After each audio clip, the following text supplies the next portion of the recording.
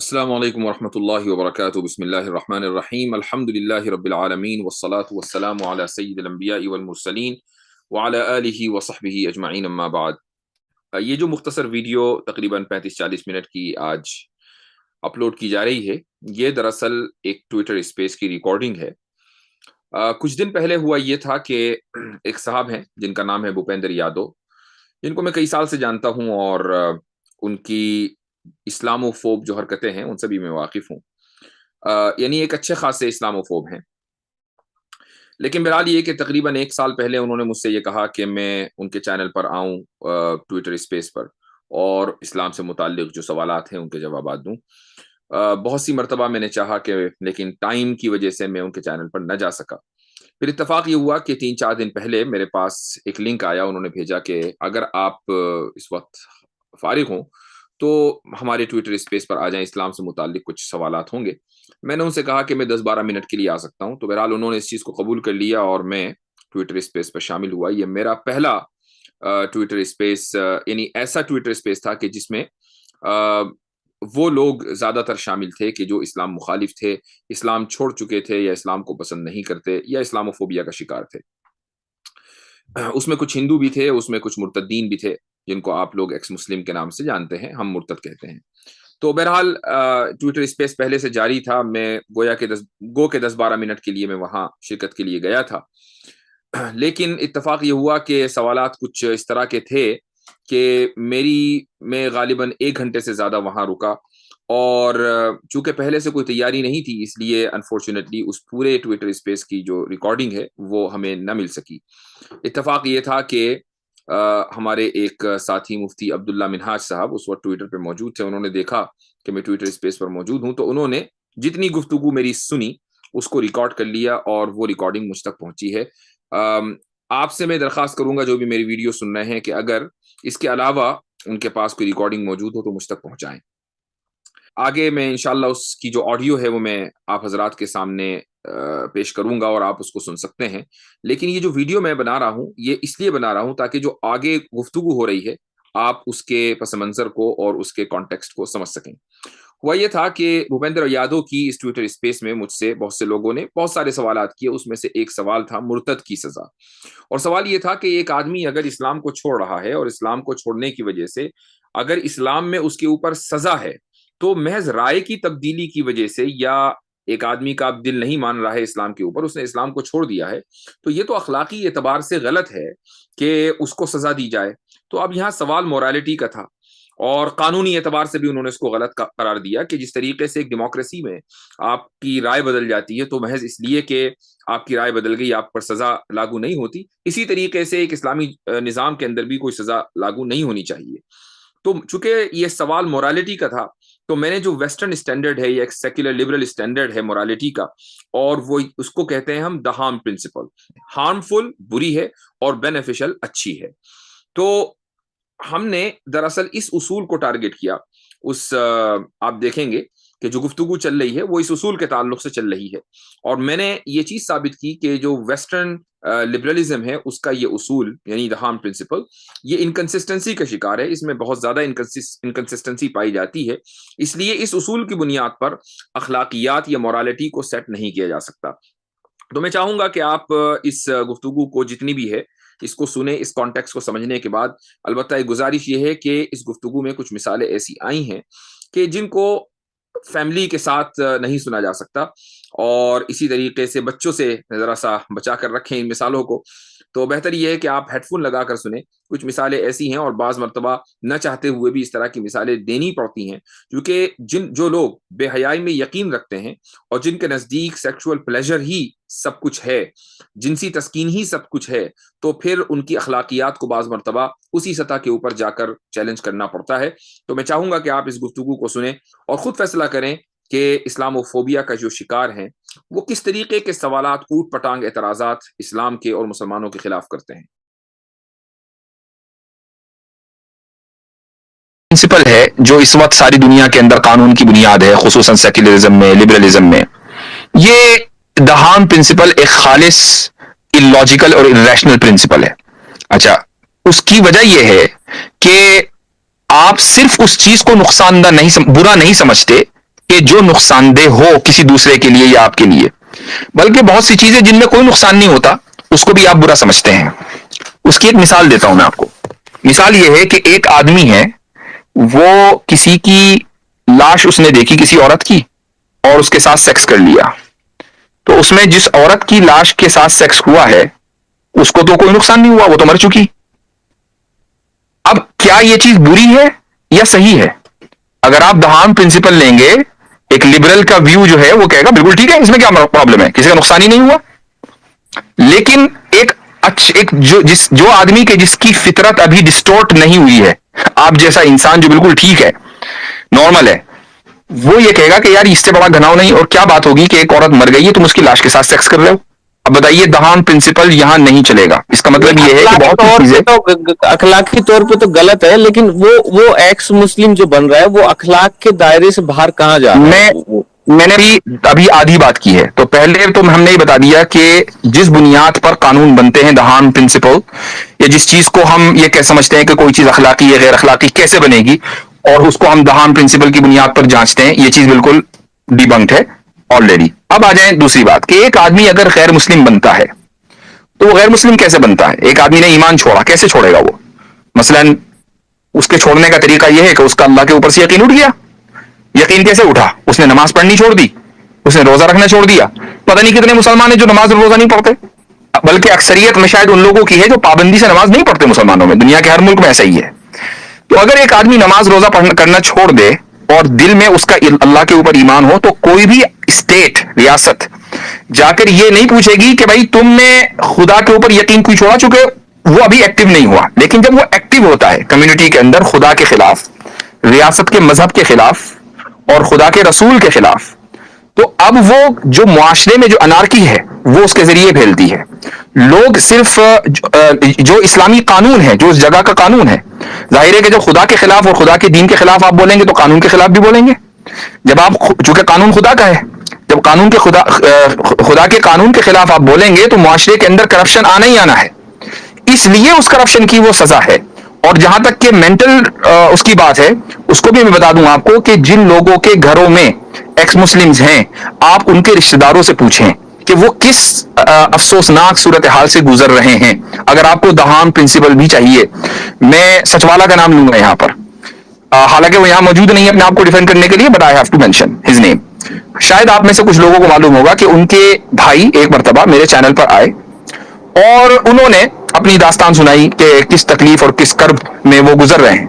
भाई को तो उन्होंने कुछ नहीं कहा, बाप को कुछ नहीं कहा। बाप जो है वो शुगर के मरीज हो गए अपने बेटे की वजह से।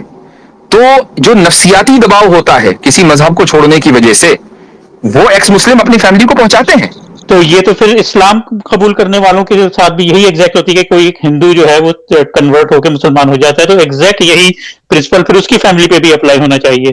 फिर उसको भी इस्लाम कबूल करते ही सजा दे देनी चाहिए कत्ल की। तो जैसे जो आप जो जिस तरीके पे लेके जा रहे हैं, जिस प्रिंसिपल पे आप खड़ा होने की कोशिश बिल्कुल सही, बिल्कुल सही। आपका ऑब्जेक्शन आ गया है। अगर हम ये समझ रहे होते कि दुनिया के सारे मजाहिब बराबर हैं तो ठीक है, लेकिन हम तो मानते ही चलते हैं कि हक एक है। अब हम जो माइनर जो नुकसान है उसकी हम परवाह नहीं करेंगे, जो मेजर नुकसान है उसकी परवाह करेंगे। एक आदमी अगर हक पे आ रहा है, मान लीजिए अगर वो हक पे ना आता तो उसका मेजर नुकसान होता। जब दो नुकसान हो तो माइनर को इग्नोर किया जाएगा, मेजर को कंसिडर किया जाएगा, इसलिए सजा नहीं होगी। आपका जवाब आ गया। मैं बात देर से वेट कर रहा हूँ, 2 मिनट रुके। आपने ये कहा कि दुनियावी कानून जो है वो सजा देता है और इस वजह से उसको एक कानून को करना चाहिए। आपने हम लोगों की बात को प्रूफ कर दिया कि हम जो कहते हैं ना कि ये कुरान और ये जो अल्लाह का जो कानून है ये दुनियावी है, ये एक इंसान का लिखा हुआ है, किसी अलमाइटी का नहीं है, क्योंकि उसमें भी वही सजाएं दी जा रही है और अलमाइटी भी वही हरकतें कर रहा है जो उससे हम एक्सपेक्ट नहीं करते। हम उसको उससे अबव लेवल पे रखते हैं। एक तो ये जवाब आपका हो गया। दूसरा, आपने ये कहा कि अगर कोई सेक्स करता है मुर्दा औरत से, जब हम हदीस पढ़ते हैं कि हुजूर सल्लल्लाहु अलैहि वसल्लम अपनी चच्ची की मैयत पे लेट जाते हैं और पता नहीं क्या क्या कुछ करते हैं, तो हमारा दिल दुखता है ना कि एक ऐसे इंसान। एक मिनट, ये आपने कहां से निकाला? चची की मैयत पे लेट कर उन्होंने खुदा न खास्ता सेक्स किया? सेक्स नहीं किया, उनके ऊपर लेट गए और कुछ करने लग गए। जब वो कब्र से बाहर निकले तो उन्होंने क्या कहा? नहीं, क्या किया? गुनाह बख्शवा रहा था। लोगों ने पूछा क्या किया? हरकत कर रहे थे। आपकी घर में अगर किसी महरम का इंतकाल हो तो क्या आप उसकी बॉडी से नहीं निपटते? नहीं, कब्र के अंदर जाके उसके ऊपर लेट गए, और ये हदीस में भी आपको कोट कर दूंगा। और उसमें वो हदीस, एक तो ये कि मुझे वो हदीस, एक तो ये कि मुझे वो हदीस कोट कीजिएगा, लेकिन ये है फॉल्स इक्विवेलेंस कि जो चीज हदीस में नहीं है वो आप घुसेड़ रहे हैं।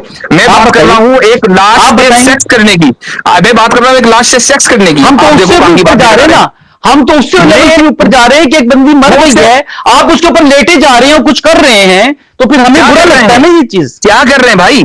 पता नहीं गैर खिलाकी हरकतें कर रहे हैं। नहीं, वो गैर खिलाकी हरकतें बताएं क्या है? उसके साथ लेट के छेड़खानी कर रहे हैं, एक बूढ़ी औरत छेड़खानी कर रहे हैं, एक बूढ़ी औरत मर गई। मैं इसीलिए कहता हूं कि दुनिया का शायद ही कोई एक वाहिद एक आध एक्स मुस्लिम होगा जो सच्चा हो। मुझे अक्सर एक्स मुस्लिम झूठे क्यों मिलते हैं, मुझे ये बताएं। सेक्स मैंने कहा, मैंने आपसे कहा कि सेक्स कर रहे हैं, गैर इखलाकी हरकतें कर रहे हैं। आपने कहा गैर इखलाकी हरकत, जी क्या है वो गैर इखलाकी हरकत? क्या है वो? यही कि एक मुर्दा औरत के ऊपर लेट के उसके ऊपर कुछ कर रहे थे, वो जो क्या कर रहे थे, मैं वो पूछ रहा हूँ, क्या कर रहे थे? कुछ कर रहे थे, क्या कर रहे थे? ये तो वहां मैं मौजूद नहीं था, उन्होंने कहा कि लेटे हुए थे और उसके ऊपर जब आप मौजूद नहीं थे तो how can you say that? अच्छा, दिस इज आपने, अच्छा यही आपका झूठ है, यही आपका झूठ है कि आप एक मुर्दा औरत के साथ कुछ भी कह देते हैं। इसीलिए मैं कहता हूं कि एक्स मुस्लिम सच्चा नहीं हो सकता। अच्छा, आपने कानून सुने, आपने आइली कानून को अल्लाह के कानून से मिलाया। थैंक यू, आपने हमारी बात को प्रूफ कर दिया, तो अब मैं आपका बहुत शुक्रगुजार हूं इस बात में। Thank you sir. अच्छा, अब आप कुछ भी समझे कि मैंने किससे क्या मिलाया है। जाहिर है कि जब आदमी मिसाल देगा तो मिसाल में तो देगा ही, कुछ ना कुछ तो कहेगा ही। जी, गलत मिसाल देंगे तो फिर तो जवाब गलत हो जाएगा ना डॉक्टर साहब। नहीं, हम जब ये बात मान के चल रहे हैं कि दुनिया के हर निजाम में जबर है, तो दुनिया के हर निजाम की बात होगी, इंसानी निजाम की भी और खुदाई निजाम की भी। क्योंकि जो खुदाई निजाम है इस दुनिया का, वो इस दुनिया वालों के लिए है। और आपने ये सेक्युलरिस्ट को ये कैसे कह दिया कि वो जो है वो बोल देगा कि नहीं सेक्स कर लो? ऐसा तो दुनिया में मैंने कभी पढ़ा नहीं। आप कह रहे हैं कि वो कहेगा कोई बात नहीं है, लेकिन दोबारा बोलिए। आपने कहा कि जो सेक्युलरिस्ट हैं वो बोलेंगे नहीं कोई बात नहीं, वो मर गई है, उसके साथ सेक्स कर लिया, कोई बात नहीं। ऐसा तो नहीं, मैंने ये नहीं कहा, मैंने ये कहा कि द हार्म प्रिंसिपल पर जो आदमी यकीन रखेगा वो, उसको कोई प्रॉब्लम नहीं होनी चाहिए इससे। नहीं होनी चाहिए, नहीं ऐसा है नहीं, यही तो आप गलत कह रहे हैं। That's exactly what I am not saying. आप अच्छा, कह रहे हैं कि नहीं होना चाहिए, ये अच्छा, अगर एक आदमी सुनिए एक मिनट, एक आदमी अगर ग्रोसरी से चिकन लेकर आए, ठीक है, कटा हुआ चिकन है, होल चिकन है, उसके साथ सेक्स करे और उसके बाद उसको पकाए, क्या आपके नजदीक ये ठीक है? बताइए। इस बात पे थे पहले, आप उसको कहना, फिर चिकन पे चले। मैं भी साबित कर रहा हूं। I am proving it. Just a minute, doctor, I am proving it. आप मुझे बताइए कि इसमें अगर कोई आदमी चिकन से सेक्स करे और उसके बाद उसको खा ले, अभी और चिकन मरा हुआ है, तो मुझे ये बताइए कि ये चीज सही है या नहीं? हाँ या ना में जवाब दे दीजिए। क्यों डर लग रहा है आपको? हाँ या ना ऐसे नहीं होता, हर एक बात का जवाब हाँ या ना में नहीं होता। नहीं, इसका तो जवाब है, इसका मेरे पास जवाब है ना, मेरे पास इसका हाँ या ना में जवाब है। मैं ये कह सकता हूं कि मैं ये कह सकता हूं कि ये डिस्कस्टिंग है। आप कह सकते हैं? बताइए। सुनिए, जो बात आप कह रहे हैं पहले उस पर रहिए, आप दूसरे पे चले। मैं उसी पर आऊंगा। आप इसका जवाब इसलिए नहीं दे रहे हैं क्योंकि आपको पता है कि आगे आपके साथ क्या होगा। आप अगर इसका जवाब ये कह दें, आपने खुद जवाब नहीं दिया, इसलिए आप बिलबिला रहे हैं। मैं अपने जवाब को साबित करने के लिए आपसे ये मिसाल पूछ रहा हूँ। आप हाँ या ना में इसका जवाब दे दीजिए कि चिकन के साथ, एक डेड चिकन के साथ सेक्स करना कैसा है आपके नजदीक? हाँ या ना, सही है या गलत है? तो जिसको हम लोग मानते हैं बेहद गलत, आप उसको बार बार कह रहे हैं, आप उसको कह रहे हैं डेड बॉडी के साथ करेगा, कोई उस पर कोई शिकायत नहीं होनी चाहिए। ठीक है, मैंने मान लिया। अब चलिए, मैंने मान लिया थोड़ी देर के लिए। For the sake of argument, I am asking you कि डेड चिकन के साथ सेक्स करना आपके नजदीक कैसा है? आपके नजदीक डेड चिकन के साथ सेक्स करना कैसा है? उसका जवाब दीजिए, हाँ या ना। तो पहली बात आपका जवाब वही मिल गया कि दुनिया का कोई आदमी नहीं कहेगा। आप कह रहे हैं कि नहीं कोई बात नहीं। आपसे पूछ रहा हूं, आपके नजदीक कैसा है? आपकी अखलाकियात जरा चेक करूं ना कि क्या है, बताइए मुझको। फिर मैं कह रहा हूं कि कहीं पर मुर्दा के साथ जिस तरह की बात आप कह रहे हैं, हम तो बिना मर्जी आपसे मैं पूछ रहा हूं कि आपके नजदीक बिना मर्जी के सेक्स करना भी गलत। आप उस पर सवाल कर रहे हैं मुर्दा के साथ। मैं ये पूछ रहा हूं कि आपके नजदीक, मैंने आपसे एक सवाल किया, आपके पास, मैंने आपसे एक सवाल किया कि आपके पास इस सवाल का जवाब देने की। सारे के सारे पता नहीं, कुछ समझ में नहीं आ रहा सवाल क्या होते हैं, जवाब। अच्छा, आगे बढ़ते हैं। जमीर साहब, आप अपना सवाल पूछ लो। जमीर। जी जी जी। डॉक्टर साहब, मेरा ये सवाल है, जैसे आपने अभी कहा कि एक मुसलमान है और वो कलमा पढ़ता है। अच्छा, उससे पहले मैं एक चीज बोल दूं, मेरे पास में 12 रिक्वेस्ट आई हैं, लेकिन मेरे प्रॉब्लम यही होती है कि स्पेस में थोड़े देर बाद में मैं नीचे आता हूँ। नहीं नहीं, नीचे जाने की बात नहीं हो रही यहाँ पर। अरे नीचे चले गए। मैं ये कह रहा था कि रिक्वेस्ट यहाँ पर मुझे 3 दिख रही है, वैसे 12 दिख रही है। लोग मुझे कह रहे हैं माइक दो माइक दो, तो मैंने इसीलिए ऊपर लिखा कि भाई मुझे लगेगा ना मैं उनको माइक दूंगा, लेकिन क्या पता कुछ अच्छे सवाल। अच्छा, मैं यादव जी मैं एक चीज आपको काट रहा हूँ। तो मेरे पास मैंने आपसे कहा था मैं सिर्फ चंद मिनट के लिए आ पाऊंगा, लेकिन मैं एक चीज अपना जरा हवाला दे दूं। ये साहब बड़ा बड़ा चीख रहे थे। एक ऑक्सफोर्ड यूनिवर्सिटी का एक ब्लॉग है, प्रैक्टिकल एथिक्स, ठीक है, उस पर लिखा हुआ है, sex with corpses might be philosophically cool but it is still not a good idea. यानी फिलोसॉफिकली बिल्कुल ठीक है, हाँ ये अलग बात है कि भाई अच्छा नहीं है, डिस्कस्टिंग है, ठीक है। तो मैंने जो फिलोसॉफिकली कूल, मैं उस पॉइंट को बताना चाह रहा था कि हार्म प्रिंसिपल की बुनियाद पर बहुत से लोगों के नजदीक ये भी ठीक होगा। ये हवाला है, वो ये है प्रैक्टिकल एथिक्स, ऑक्सफोर्ड यूनिवर्सिटी का ब्लॉग है, ठीक है। आपके पास में अभी कितना टाइम है sir? 5 minute. Can I ask 1 minute? नहीं, जमीर दादा आप सवाल पूछो, फिर आगे बाबू जी आपके पास। डॉक्टर साहब, मेरा सवाल ये है कि जो हम कहते हैं कि हम अहले किताब जितने भी हैं, अहले किताब में हम जो है यहूदियों को कवर करते हैं, क्रिश्चियन को कवर करते हैं और हिंदुओं को कवर नहीं करते, जहाँ तक मुझे इतना आइडिया जो मुझे जानकारी है।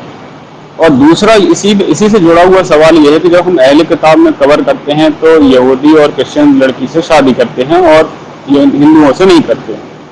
और जो खुदा का मानने का जो कॉन्सेप्ट है, जैसे कि वेदों में है कि वो अगर किसी आप हिंदू से पूछेंगे तो वो कहेगा कि हाँ, हम एक खुदा को, एक ईश्वर को हम मानते हैं।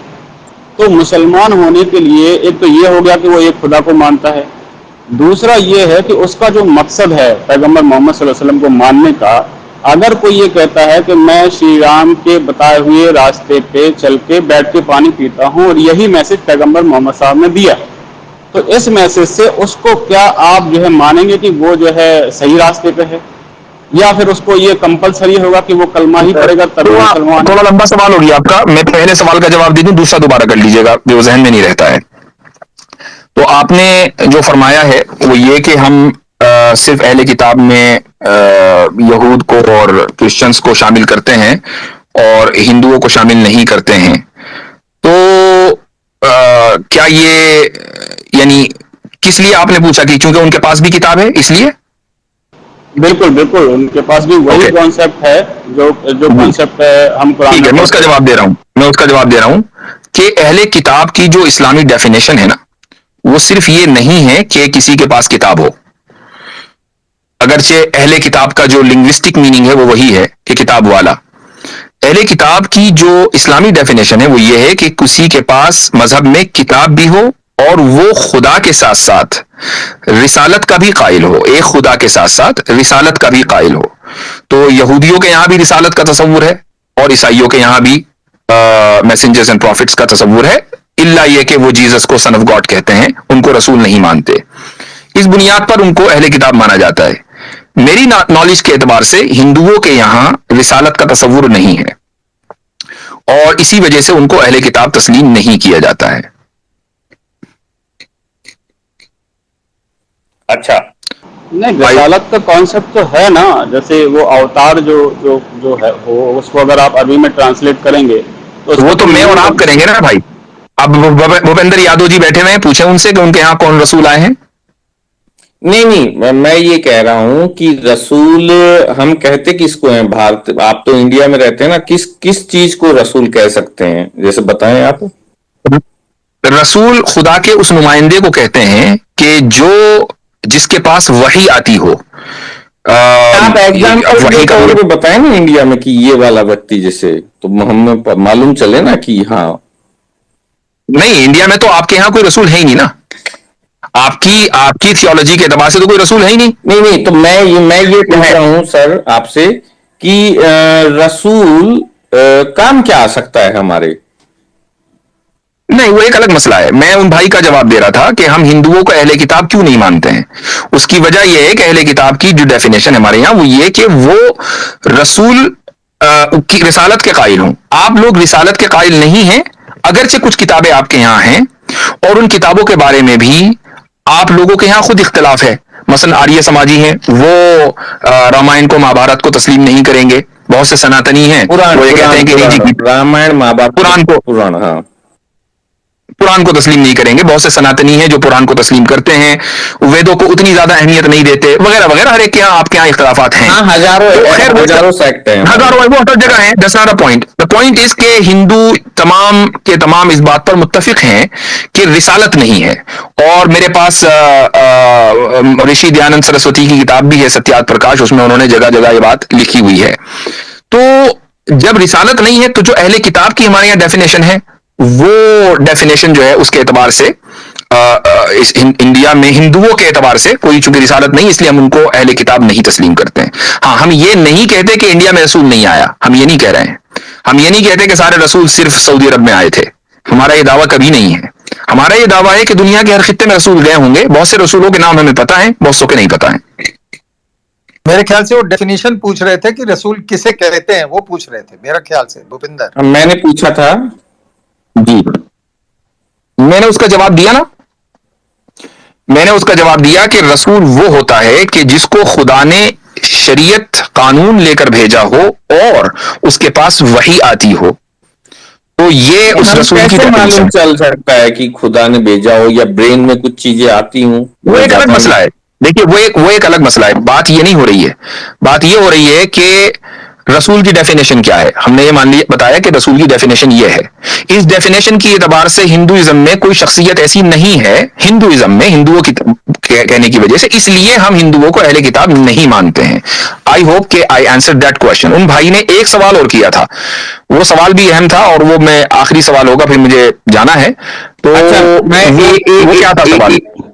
एक सेकंड मोहम्मद साहब, मैं ये कह रहा था कि यासिर साहब, हिंदुओं में हजारों सेक्ट हैं, लेकिन फिर भी हिंदू आपस में उस तरीके से, जैसे मुसलमान एक मुसलमान से अली और अबू बकर से लेके आज तक लड़ रहा है, और एक खुदा एक रसूल को मानते हुए भी आप देखोगे, लेकिन उस हिसाब से तो हिंदू इस तरीके से नहीं लड़ रहा। शास्त्रार्थ जरूर होते हैं, आइडियोलॉजी डिफरेंट, लेकिन इस तरीके से हजारों सेक्ट होने के बाद में भी एक ही घर में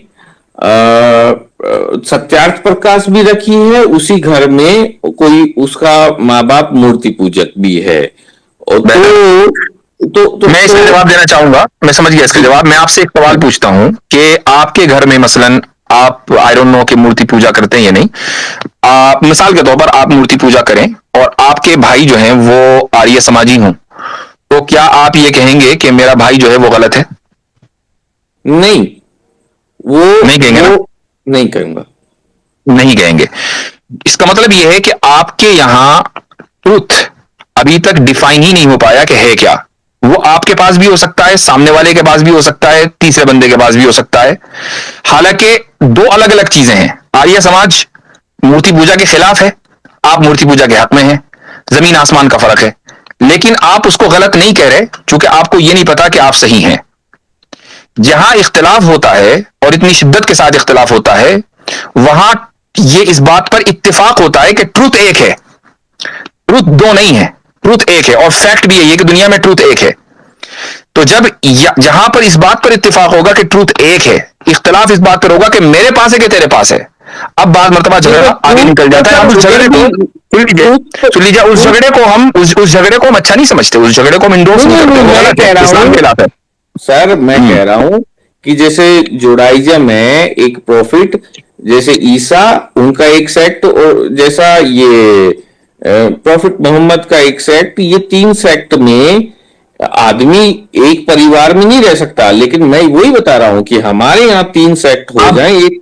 हाँ, वो मैंने उसी का जवाब दिया कि आपके यहाँ ट्रूथ डिफाइंड ही नहीं है, ना आइडेंटिफाइड है ना डिफाइंड, किसी को पता ही नहीं कि ट्रूथ है क्या, इसलिए सब अच्छे। अब मैं आपको ईसाइयत की मैं आपको ईसाइयत की मिसाल दे देता हूं। सिर्फ इस्लामी का मसला नहीं है कि प्रोटेस्टेंट और कैथोलिक में जितनी जंगें हुई हैं और जितने मरे हैं यूरोप में, उसकी वजह यह कि उनके यहाँ भी ट्रूथ डिफाइंड है। इख्तलाफ इस पे था, झगड़ा इस पर था कि प्रोटेस्टेंट्स हैं या कैथोलिक हैं। मैं ये कह रहा हूं इस्लाम में कहां ट्रूथ दे दिया? वो आप उसको तस्लीम ना करें इसलिए कि आपके पास जो किताबें हैं आप उसी पर अमल नहीं करते। मैं ये कह रहा हूं सर, मैं ये कह रहा हूं जी, बहुत सी चीजें ऐसी हुई हैं कि उनका अभी ट्रूथ मालूम चल रहा है कि जैसे एक्स मुस्लिम बन रहे हैं, तो इनको ट्रूथ लग रहा है कोई चीज की बिग बैंग थ्योरी हुई थी, ऐसा कोई क्रिएटर नहीं है जिसने ये यूनिवर्स क्रिएट की हुई, तो ये भी एक ट्रूथ है। ये डिल्यूजन नहीं हो सकता। ठीक है, तो फिर वो तो उज्जवल ने भी एक आपसे सवाल पूछ लिया था कि क्रिएटर को किसने क्रिएट किया, फिर आपने वो कंप्यूटर वाला बता दिया था। तो बात यही है कि कंप्यूटर बनाने वाला आपने जो सवाल किया कि वो ट्रूथ है, मैं पूछ रहा हूं वो डिल्यूजन नहीं हो सकता। डिल्यूजन तो कुछ भी हो सकता है, आपकी बात भी हो सकता है, बिल्कुल मैं उससे इनकार नहीं कर रहा हूं, मैं कह रहा हूं वो डिल्यूजन हो सकता है कि नहीं हो सकता? हो सकता है, हो सकता है, ठीक है, बिल्कुल हो सकता है। तो फिर आप ये ना कहें, फिर आप कैटेगोरिकली ये ना कहें कि एक्स मुस्लिम अब उनको कुछ चीजें सर ट्रूथ है। जैसे हम अगर ग्रीटिंग अपनी मदर टंग में कर सकते हैं, जैसे थैंक्स मदर टंग में, यानी कि हम बच्चों के नाम अपनी लैंग्वेज में निकाल सकते हैं, ये तो चीजें ट्रूथ है ना? नहीं समझा, नहीं समझा मैं सवाल। जैसे इस्लाम का मैसेज क्या है सर? इस्लाम का मैसेज ये है कि हमारा खालिक बनाने वाला एक है और मोहम्मद सल्लल्लाहु अलैहि वसल्लम अल्लाह के रसूल हैं जिनके हाथ पर कुरान भेजा, ये मैसेज है। तो ये भी तो डिल्यूशनल है। एक सेकंड अभी सारे के सारे नहीं प्लीज मैं ये कह रहा हूं, एक मानना वो तो चलो हम मान लेंगे, चलो इतना है। मैं हिंदू सोसाइटी से आता हूं, मैंने ये मान लिया कि चलो एक है, वो उसको हम मान लिया। अच्छा, मैं क्यों माना आपने एक है? चलो मान लिया ना, एकम ब्रह्मम द्वितीयम नास्ति, मैंने मान लिया। क्यों माना?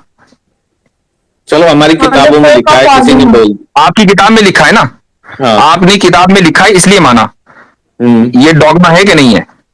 नहीं, अभी देखो डोगमा, योगा तो डोगमा नहीं है ना। अरे आपने अभी एक की बात की है कि हमारी किताब में लिखा हुआ है, डॉगमा है कि नहीं?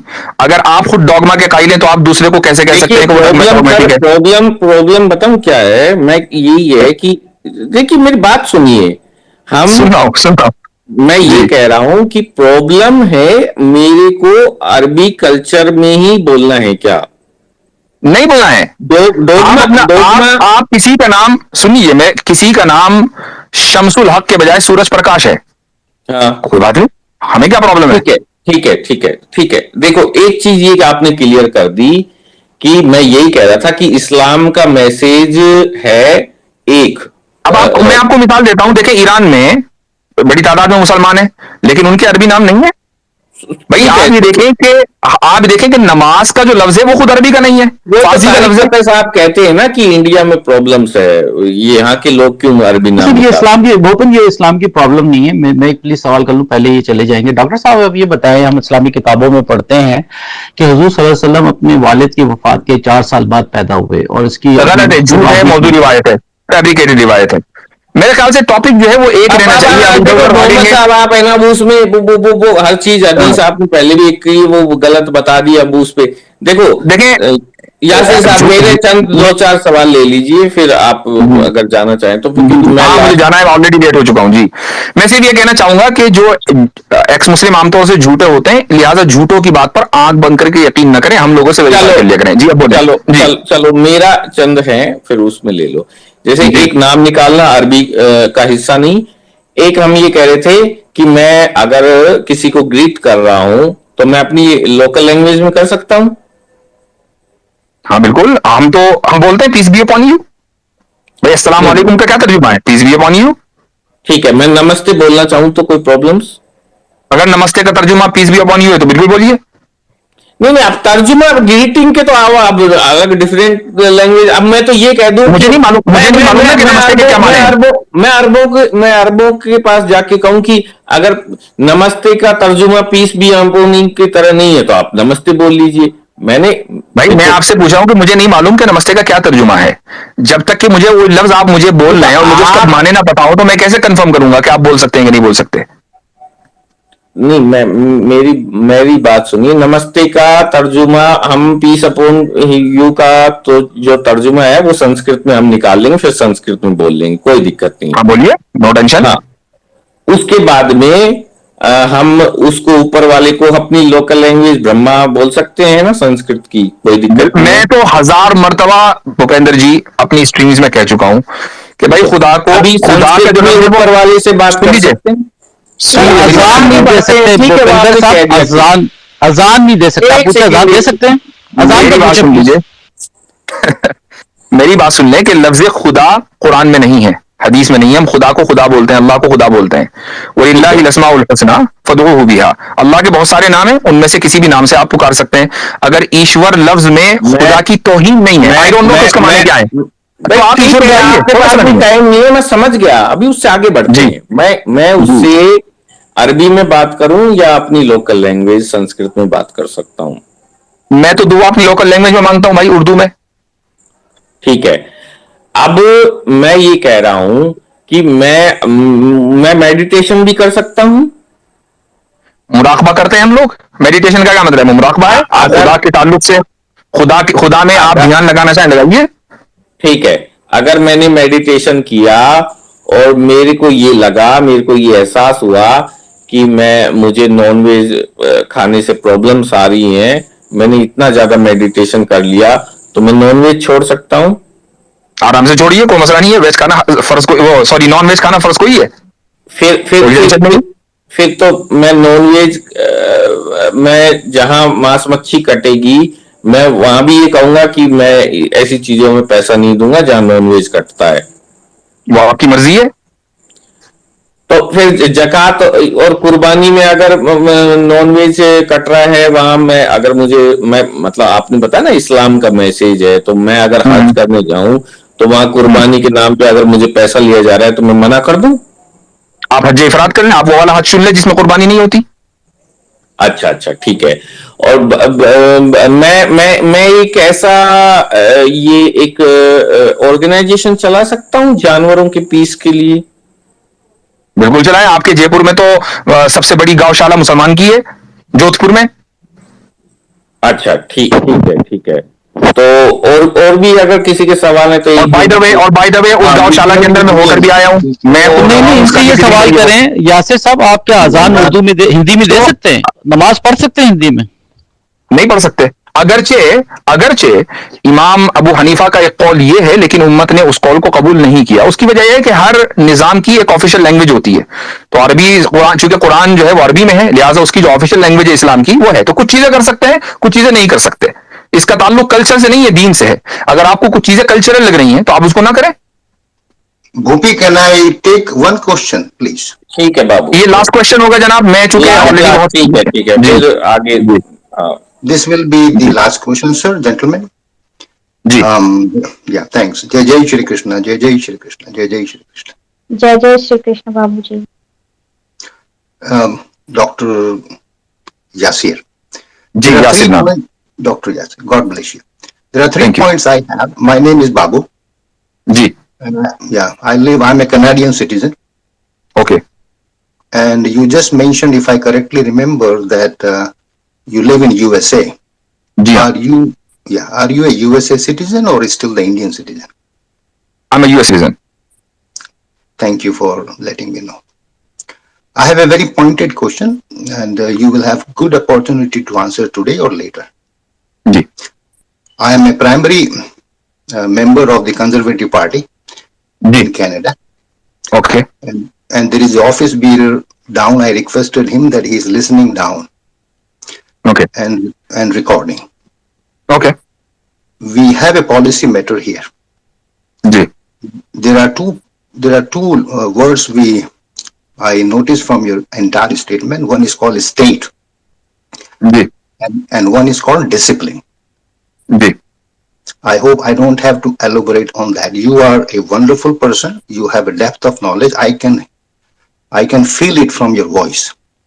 okay Now, there have been, because we are going to actually submit this conversation, and that will be very helpful for us in Canada, mm-hmm. which is related to ex-Muslim. Mm-hmm. What is happening is we have a global mail and documented, which is in public domain. Mm-hmm. There are 3 honor killings in Canada. okay Now, both the girls, many of these girls were adult. mm-hmm.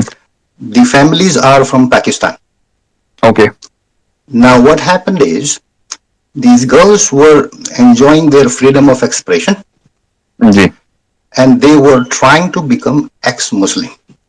okay What exactly happened is the father, he followed the tentatives of, whatever faith he followed. Hmm. And then, there was mother was not involved. Mother was not even informed.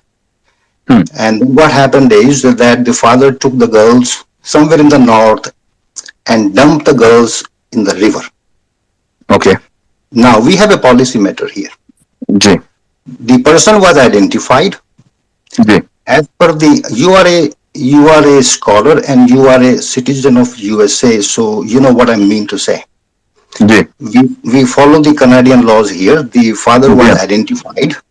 mm-hmm. The trial took. He knew that, as per the Canadian laws, whatever jail sentences were ji carried out.